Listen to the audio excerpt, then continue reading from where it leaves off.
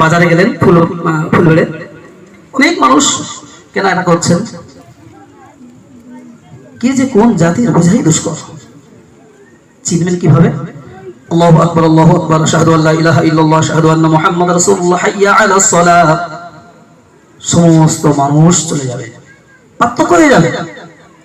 যদি না যায়, মুসলমান না কাফের। কে বললেন? কে বললেন? আমি বললাম কি? রাসূলুল্লাহ সাল্লাল্লাহু আলাইহি সাল্লাম।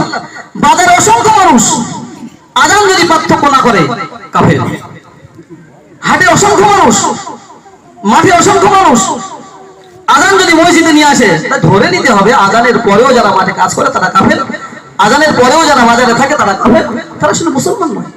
কার কথা? রাসূলুল্লাহ সাল্লাল্লাহু আলাইহি ওয়াসাল্লাম কথা। जो मैं अक्सर कहता हूं कि आप बेनमाजी है ना, आपके बाप को आके कभी किसी ने इमाम मस्जिद ने नहीं कहना कि जी आपका बेटा जवान है, आपको तो हम मस्जिद में देखते हैं, आपका बेटा क्यों नहीं आता।